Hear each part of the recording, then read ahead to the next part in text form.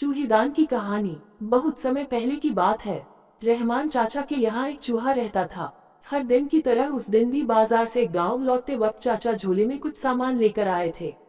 झोले से बिस्कुट का पैकेट निकालते देखकर चूहे के मुंह में पानी आ गया, लेकिन ये क्या, अगले ही पल उसके पैरों तले जमीन खिसक गई। चाचा आज बाकी सामान के साथ एक चूहेदान भी खरीद कर लाए थे।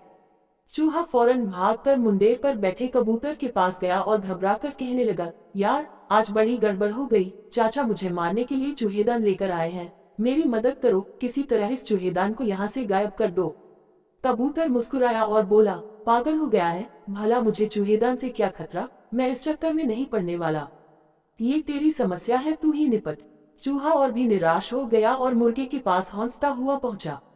भाई मेरी मदद करो, चाचा चूहेदान लेकर आए हैं। मुर्गा दाना चुगने में मस्त था।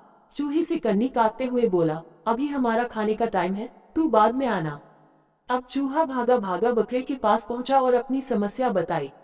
बकरा जोर जोर से हंसने लगा, यार तू पागल हो गया है, चूहेदान से तुझे खतरा है, मुझे नहीं, और तेरी मदद करके मुझे क्या मिलेगा। मैं कोई शेर तो हूँ नहीं जो शिकारी मुझे जाल में फंसा लेगा और तू मेरा जाल कुतर कर मेरी जान बचा लेगा। और ऐसा कहकर बकरा जोर जोर से हंसने लगा। बेचारा चूहा उदास मन से अपने बिल में वापस चला गया। रात हो चुकी थी। चाचा और उनका परिवार खा पीकर सोने की तैयारी कर रहे थे, तभी खटाक की आवाज आई। चाचा की छोटी बिटिया दौड़कर चूहेदान की ओर भागी। सभी को लगा कि कोई चूहा पकड़ा गया है। कबूतर, मुर्गे और बकरे को भी लगा कि आदत से मजबूर चूहा शायद खाने के लालच में मारा गया। लड़की पलंग के नीचे हाथ डालकर चूहेदान खींचने लगी थी, तभी इसकी आवाज आई। ये क्या, चूहेदान में चूहा नहीं बल्कि एक जहरीला सांप फंस गया था और उसने बिजली की गति से फूंकार मारते हुए बिटिया को डस लिया था। बिटिया की चीख सुनकर सब वहां इकट्ठा हो गए। रहमान चाचा पड़ोस में रहने वाले ओझा के यहाँ भागे भागे गए। ओझा ने कुछ तंत्र मंत्र किया और बिटिया के हाथ पर एक लेप लगाते हुए बोले, बच्ची अभी खतरे से बाहर नहीं है, मुझे फौरन कबूतर का कंठ ला कर दो, मैं उसे उबालकर एक घोल तैयार करूंगा, जिसे पीकर यह पूरी तरह स्वस्थ हो जाएगी। ये सुनते ही रहमान चाचा कबूतर को पकड़ लाए। ओझा ने बिना देरी किए कबूतर का काम तमाम कर दिया। बिटिया की हालत सुधरने लगी। अगले दिन कई नाते रिश्तेदार बिटिया का हाल चाल जानने के लिए इकट्ठा हो गए। चाचा भी बिटिया की जान बचने से खुश थे और इसी खुशी में उन्होंने सभी मेहमानों को मुर्गा खिलाने की ठानी। कुछ ही घंटों में मुर्गे का भी काम तमाम हो गया।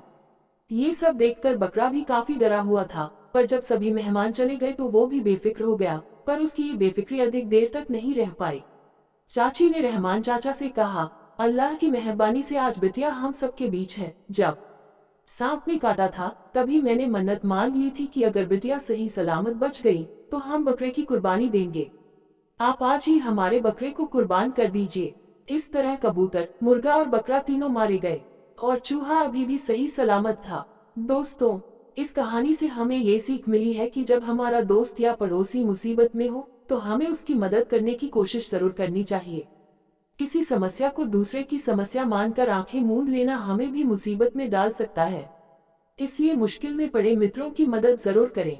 ऐसा करके आप कहीं न कहीं खुद की ही मदद करेंगे। आपसे अनुरोध है, अगर आपको ये कहानी पसंद आई हो तो इस वीडियो को लाइक करें और सहेली परिवार चैनल को सब्सक्राइब अवश्य कीजिए, ताकि आगे भी प्रेरणादायक कहानी आपको मिलती रहे। धन्यवाद। आपका समय शुभ हो।